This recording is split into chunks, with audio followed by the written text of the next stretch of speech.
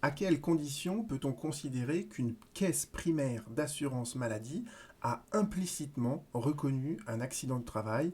À quelles conditions elle a implicitement reconnu l'existence d'une maladie professionnelle ou d'une rechute? C'est à cette question donc, que je voudrais répondre aujourd'hui. Dans le Code de la sécurité sociale, en fait, il y a des délais. Il y a des délais qui sont prévus. En matière d'accident du travail et en matière de rechute, la caisse primaire, elle a un délai de 30 jours entre le moment où elle a reçu les documents de la part de la victime ou de l'employeur et la date à laquelle elle doit avoir pris sa décision. Et en matière de maladie professionnelle, comme c'est un peu plus compliqué, le délai, il est de 3 mois. Et je vais vous illustrer ça avec deux arrêts de la Cour de cassation. L'arrêt le plus récent de la Cour de cassation, c'est celui-ci. Je le connais bien parce que c'est moi qui ai rédigé le moyen que vous voyez là, en fait. Et je vais vous juste arriver à la solution de la Cour de cassation. La Cour de cassation, elle nous dit quoi? Elle nous dit que, eh bien, la caisse, elle dispose d'un délai de 30 jours pour prendre sa décision. Et ce délai, en fait, il commence à courir quand? Eh bien, il commence à courir à compter du moment où la caisse, elle a reçu l'ensemble des éléments qui lui permettent de prendre sa décision. Donc là, en l'occurrence, en cas de rechute, c'est la déclaration d'accident ou de rechute et le certificat médical initial. D'accord? Et ce que nous précise la Congrégation dans cet arrêt, c'est que ce raisonnement-là, il est applicable aux rechutes comme aux accidents du travail. Et en l'occurrence, qu'est-ce qui s'était passé? C'est que je vais reprendre mon moyen parce que c'est mieux exposé dans mon moyen, excusez-moi.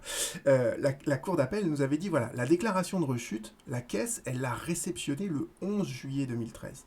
Donc le délai de un mois, il commence à courir à partir du 11 juillet 2013 et il expire donc le 11 août 2013. Et la Cour d'appel me dit après, la caisse, elle avait refusé de reconnaître cette rechute par un courrier qu'elle a rédigé le 9 août 2013. Et peu importe, ajoute la Cour d'appel, peu importe que ce courrier n'ait été envoyé à la victime le 12 août. Et vous voyez que l'enjeu du litige, il est là. C'est de savoir qu'est-ce qu'on retient comme point d'arrivée, en fait. Est-ce qu'on retient la date à laquelle le courrier a été rédigé ou est-ce qu'on retient la date à laquelle le courrier a été expédié? Et la Cour de cassation, donc dans l'arrêt que vous avez sous les yeux, vous dit que la seule chose que l'on doit retenir pour apprécier la fin du délai de 30 jours, c'est la date d'expédition de la décision de refus de prise en charge qui permet d'apprécier le respect du délai d'instruction de 30 jours. Donc vous voyez que le délai, il commence à courir à partir du moment où la caisse elle a reçu tous les documents qui lui sont utiles pour prendre sa décision et l'appréciation de la fin du délai, c'est la date d'expédition de la lettre et pas la date de la rédaction de la lettre. Donc ça, c'est un arrêt qui s'applique donc pour les accidents du travail et pour les rechutes, dans lequel le délai, c'est un délai de 30 jours. Et pour les maladies professionnelles, je vous ai donné un autre arrêt récent. C'est exactement les mêmes textes, vous voyez, qui sont applicables. Et je vous avais dit tout à l'heure que, en fait, le délai pour une maladie professionnelle, c'est un délai de 3 mois. D'accord? Le délai de 3 mois, nous dit la Cour de cassation, il commence à courir à compter de la date à laquelle la caisse, elle a reçu, en fait, tout ce qui lui permet de reconnaître la maladie professionnelle, c'est-à-dire quoi? Le certificat médical initial et éventuellement tous les examens complémentaires qui ont été faits à la victime et qui permettent en fait de savoir si on est bien dans le cadre des conditions d'un tableau des maladies professionnelles.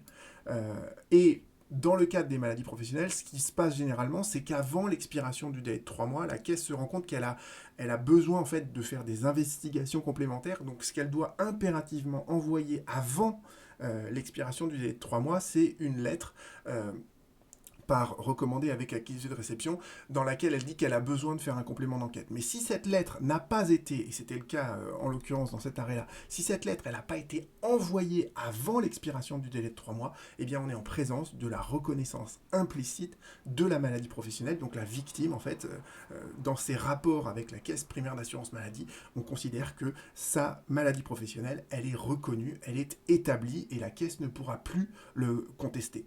Voilà, donc j'espère que cette vidéo pourra être utile à ceux qui sont victimes d'accidents, de maladies ou de rechutes. À bientôt.